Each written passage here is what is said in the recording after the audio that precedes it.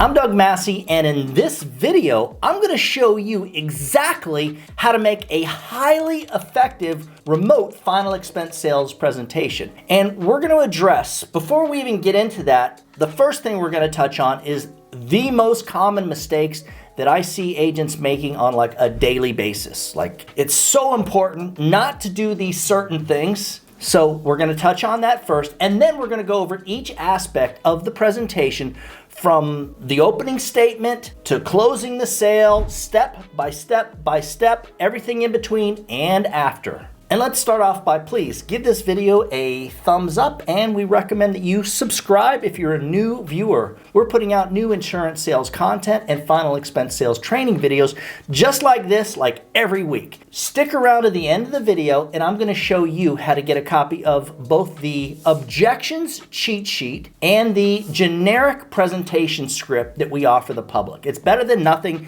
It's not the proprietary one that we use at our agency, but it's still a pretty good presentation script. All right, let's open up with the common mistakes that I'm seeing on pretty much a daily basis from new agents. We're talking agents that just haven't gotten it figured out or haven't gotten it down yet. And I want to start with a lack of preparation. Look, guys, it is so important that you send up applications on yourself and or family or friends. The simple fact is, if you don't understand the entire process and you go to send your first application up to a client, you're going to have issues. One of the most important things is the signature. So you want to be able to describe to the client how they're going to apply the signature. To me, that is super important. Basically, you have to walk them through it step by step. You got to practice using the software and the programs. If you're using a CRM and dialer, quoting software, insurance toolkits, you've got to be prepared with the carrier websites. In other words, what I would say is, before you even start the applications, if you know there's 5 carriers you could potentially sell, make sure you've got yourself logged into each of those application websites so that you're ready to go. Practice the quoting software over and over and over and over and over. You can't be over prepared. It's impossible. Number 3, practicing your presentation script. Okay, look, I think it's funny that a lot of agents don't realize how important it is to have this thing pretty much memorized. My suggestion is, I'm not exaggerating, spend at least 3 to 5 hours per day for potentially for weeks memorizing it, doing everything you can, practicing it when you're driving in the car, when you're doing something, when you're sitting outside taking a break, when you're having your morning coffee, when you're in the shower. It should practically be memorized. Screwing up the close. Ugh. This is a huge fail. Every time a new agent comes on board, it's like all they got to do with our presentation is literally do the close word for word, exactly the way it's described in the presentation. You've got to have your close down. You can't go making it sound like all of a sudden you're this customer service representative giving, prices. If you do that, they're not going to buy from you. Nobody's going to buy from you. A lack of understanding for either knowing the basics of straight line sales or whatever type of system that you're using, you really need to have it down. You've absolutely got to have a system in place to deal with objections. And look, let me just say something. Back years ago, things were completely different than they are today. So when I was a kid, it was normal for someone to come knocking on the door to sell cable TV or to sell encyclopedias, silverware, kitchenware, stuff like that. It was normal for people to sell. And you know what? We trusted them. We invited them into our homes. Nowadays, everything's completely different. So now it's to the point to where our clients, their children will tell them, Dad, you need to buy this insurance, quit procrastinating. And then he'll go, okay.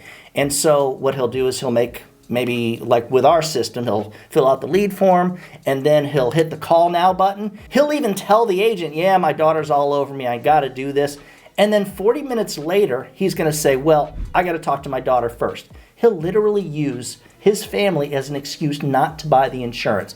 And the reason for this is because today, people are not as trusting as they were years ago. People are taught, never give your social security number out. Never give out your banking number. Don't ever trust anybody, especially overseas call centers. All right, let's get into the presentation opening. First off, you've got about 3 to 5 seconds to either completely blow it or to actually leave a good first impression. So let me start with, I'm going to actually say a few lines out of our presentation.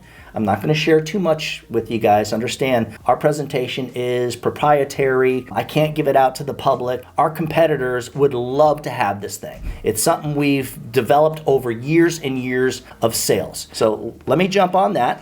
Hello, Jerry. This is Doug Massey calling for our appointment. How are you doing today? Okay, great. Well, listen, I see you sent in a request for the state-approved life and burial coverage, right?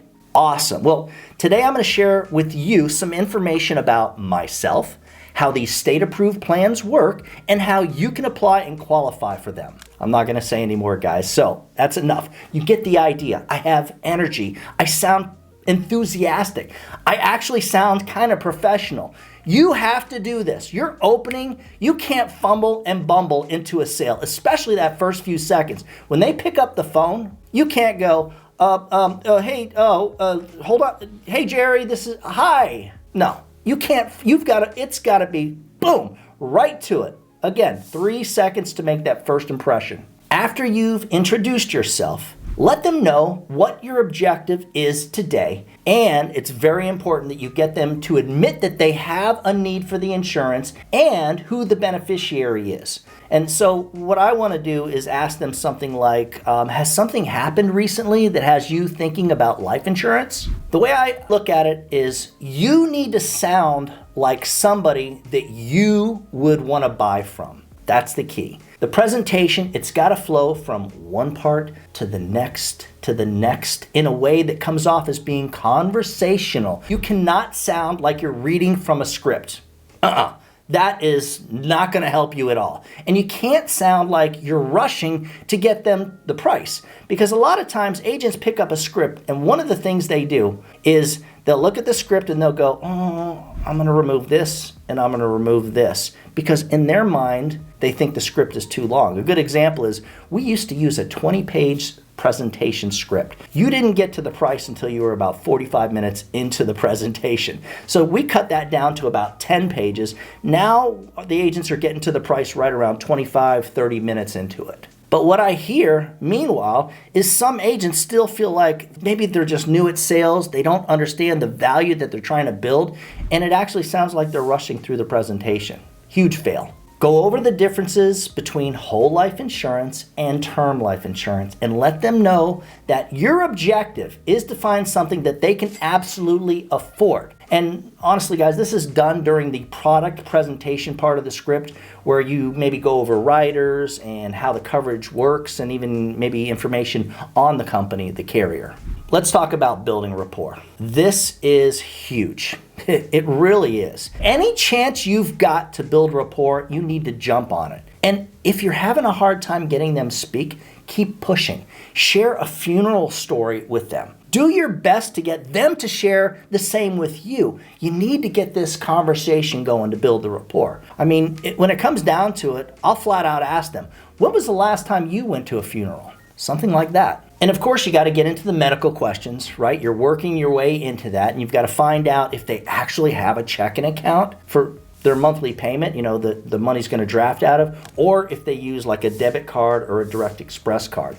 And then you do the underwriting using the quoting software that's available to you. Again, I would say you definitely need to practice using the quoting software for several hours before you actually jump into a real-time scenario. Another huge fail is when you rush to get them the price without building at least 20 to 30 minutes worth of rapport. And I would say it should be more like 30 minutes. And once you've done the underwriting and you know like which carrier and or product that you're going to be presenting to them, go over that product and that carrier. Spend at least a few minutes doing the product presentation aspect of the presentation so that they know something of value. They're getting value. You have to sell value. You've got to sell yourself. They need to know something about the company and maybe like what they'll be getting out of the insurance, including, I would even say, talk about everything from how cash value works, how policy loans work, and how they can actually inadvertently use the cash value to make payments,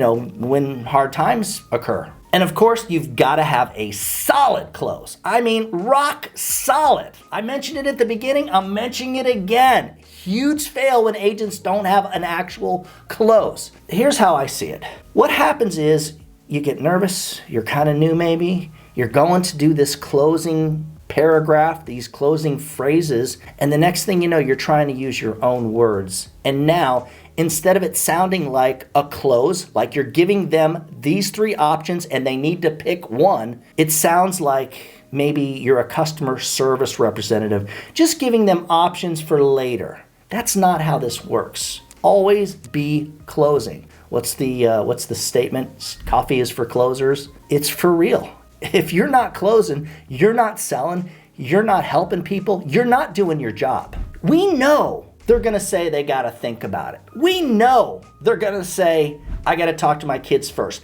The people that are gonna say this are gonna be your very best sales. So you've gotta simply accept that as part of the process, part of the application process. And that's where having a system of dealing with the objections is huge. You gotta create a bunch of value, all right? It's gotta be big, big value, and then you close the sale. Finally, you gotta have a cool down. Now look, you're gonna have maybe 2 different kinds of cool downs, right? Like in my presentation script, once the sale is closed, we're doing this little cool down. But then at the end of the cool down, what the most important thing you can do is spend an additional 3 to 5 minutes speaking with your new client about anything other than insurance. That is what a talented sales professional does. Anything but the insurance, anything. Hopefully you guys got something out of this today. If you'd like a copy of the objections cheat sheet, overcoming objections cheat sheet, and that generic presentation script that I mentioned at the beginning of the video, just email me at doug@ufesonline.com. If you'd like more information on working with us and using our remote final expense sales platform, the one where our agents are getting 20 to over 30 appointments every single day, and these folks are setting the appointments to speak with our agents, to speak with you if you're one of our agents. Just email me at that same address. As always, when you put the needs of your clients first, everything else will usually fall right into place. Now get out there or get on that phone or that headset. Make sure that you do something good for someone else today. Happy hunting.